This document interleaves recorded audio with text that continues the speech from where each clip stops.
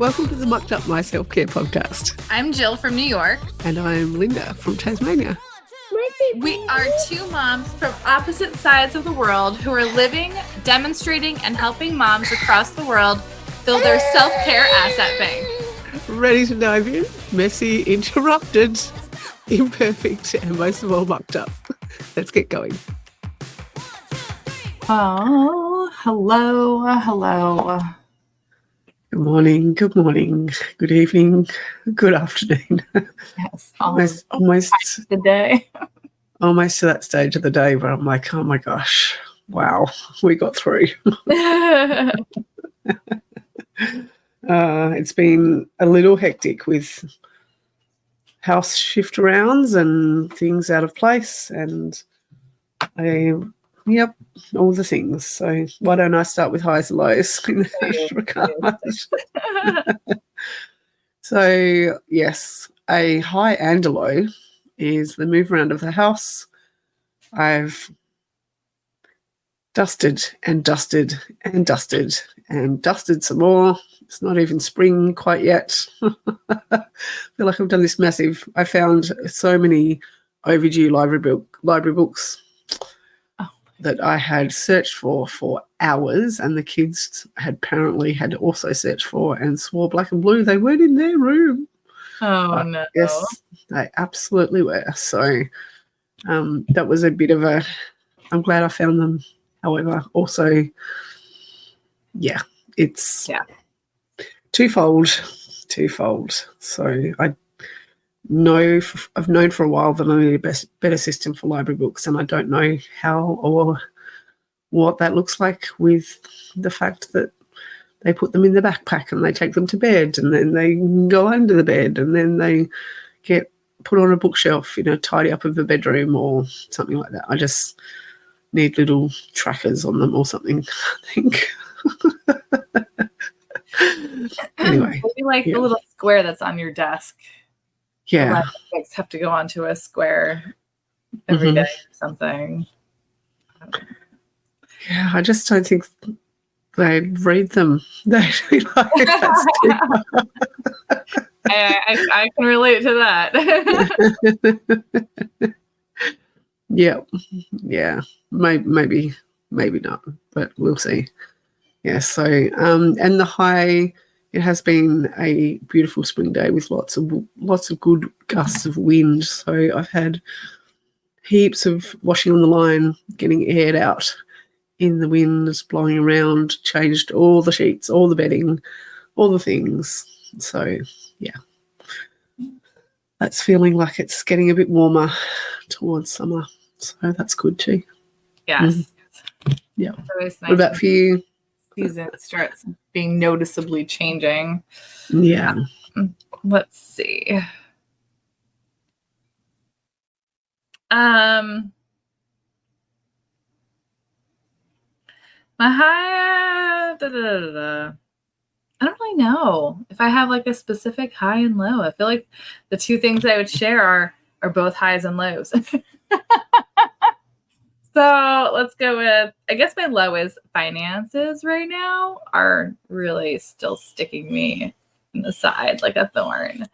But I think we had a pretty good catch-up meeting this weekend, Bobby and I, and came up with a little bit of a plan for September as we are going to try and figure out a little bit of a different way to budget things and hopefully feel less like a thorn. So I think that's my low. That's kind of optimistic, we'll say.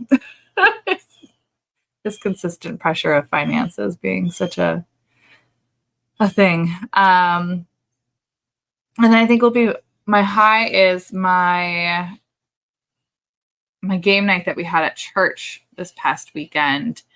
It was a long time. We were there 4 hours because it's a board game night. So board games take a while. And if you want to play more than one board game in a sitting, it's going to be a couple hours. Unfortunately, Declan was the only child there. So I did bring some things for him to play, but I had to split my attention and focus between games I wanted to play with my friends and him, which he did That's really fantastic. tricky.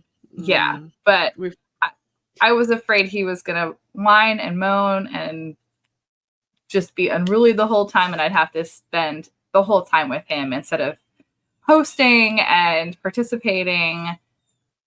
But it wasn't like that at all. He did fantastic. My friends helped out in entertaining him and playing with him as well. So it was a true community village experience for us, and who helped out and like just stepped up and was present with him, because they all love him and watch him grow up there. So it was really, really, really nice to experience that.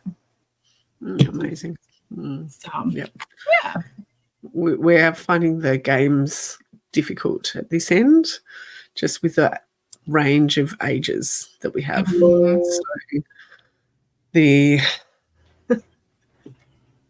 So the older boys are really wanting board games, and the younger ones see the board games and then get them all out and get all the pieces out and do their own little games with whatever pieces they've got. Quinn was trying to play chess with me yesterday, actually, and all he wanted to do was attack all my pieces. Just knock them all down. Yeah. So, yeah, and puzzles. It's really hard to do puzzles with a 3 and a 1-year-old. Oh yes. Uh-huh. Mm-hmm. No, it doesn't go there. No, just don't touch it. It's okay. I got this. We were trying to play the matching tile game. You flip them all over and you gotta pick. Yeah. Well, that turned into a jump over the pile of tiles and try not to land on them so they slip out underneath your feet. So yeah, and it's with good intention. Like when I was changing the sheets earlier tonight, he stripped his bed after I just made it. So that was quite frustrating. I stayed quite calm, actually. I was just like, oh, no, Quinn. He's like, what? Oh. We just did that. just wanted to see. Anyway, yes. Goodness me. It's just a revolving door if we let it be. Yep. That's for sure. So tonight I want to talk around the narratives we have surrounding self-care. Especially, I know that we're 72 episodes in now and have obviously had our own narrative, which is somewhat influenced by narratives around us and what we're seeing and what we're hearing and what we're doing. And self-care is somewhat of a buzzword still. It is thrown around, and that's part of the reason why we're doing this podcast as well.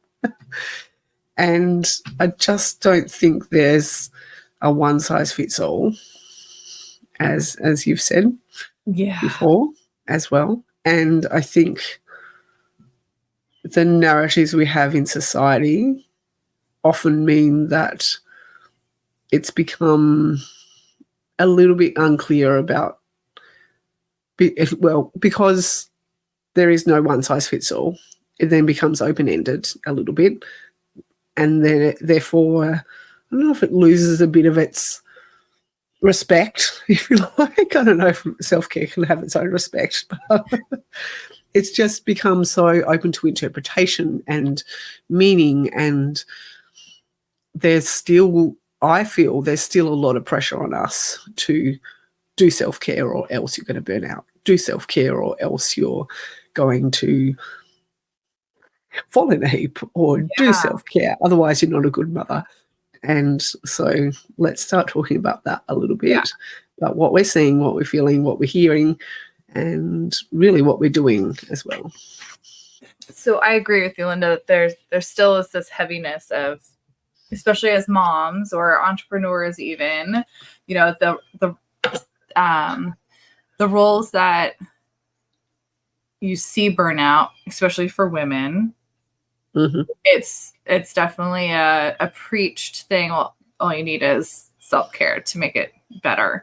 But the other side of that is you also need, and we're going to do like air quotes, their version of self-care And whose version of self-care is it that's going to make us magically be better from escaping that burnout? So, which then makes us feel almost uncomfortable in determining what our own self-care is going to look like, and that we have to fit into this box of, well, whoever has said these are what they do, so this is a self-care regimen or routine I have to follow, where these are, the things that I have to do. Whereas we still need to give ourselves that ability to define self-care for ourselves. And I think also I could almost feel myself getting defensive of self-care because maybe it's because we're 72 episodes in.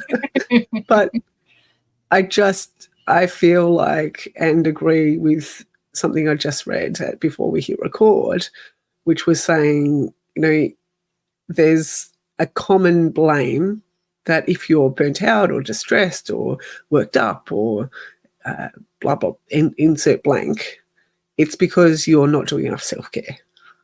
It's like a really dismissive, let's not look too deep, or let's not look any further at the situation you might be in, or what's happening on that day, or what time of your cycle you might be in, or all the other factors.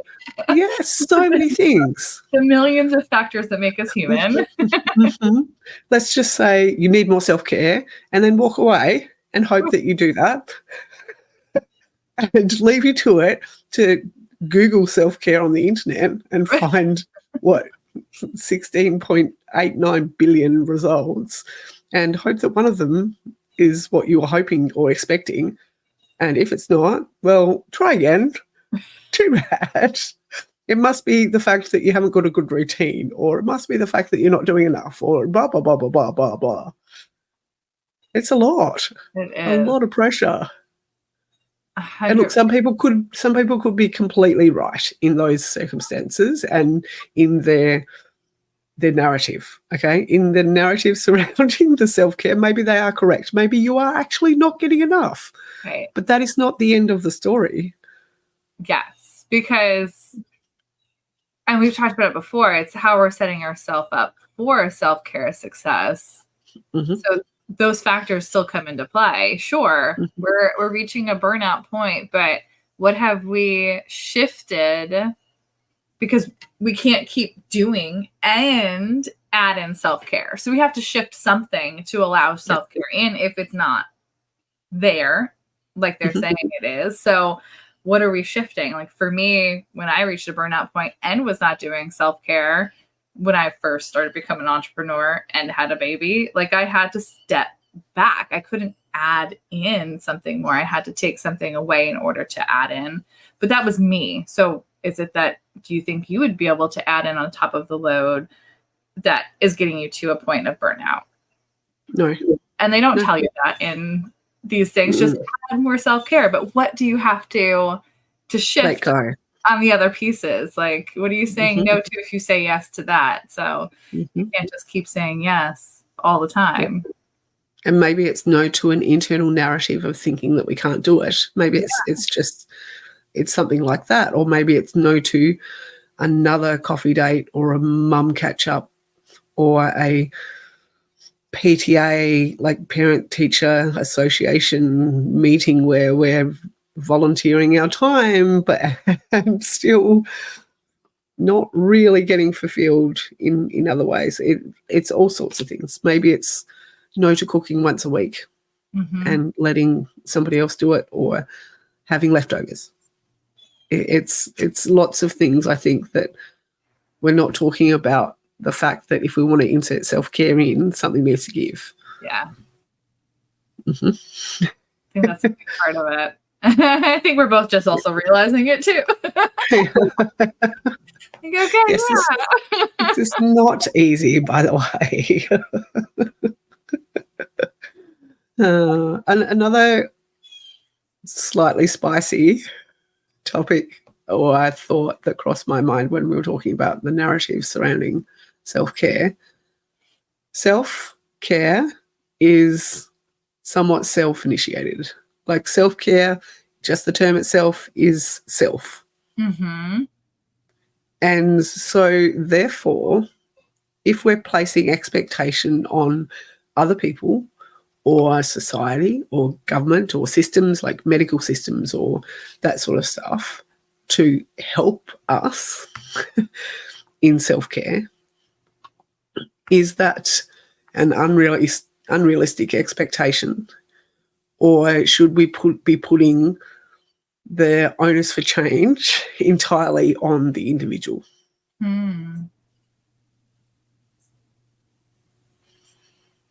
It's a great question. That is spicy and deep also.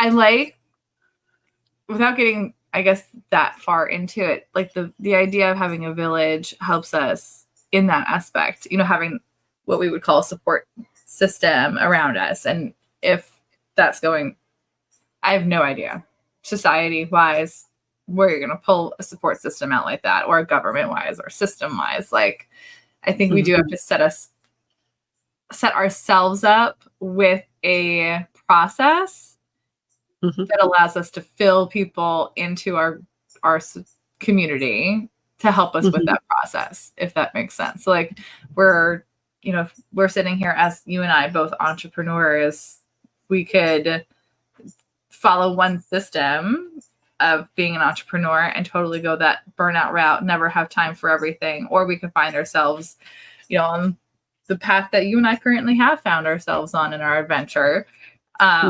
Great support system of a community around us that teaches us and holds us accountable for making sure we have space in our day for our self-care. Because without them actually calling it self-care, we talk a lot about watching our melty and our bandwidth and all these other things. And that goes right along with self-care. So I think we have to set it up, as well as have others around us to hold us motivated, accountable, all of those other things.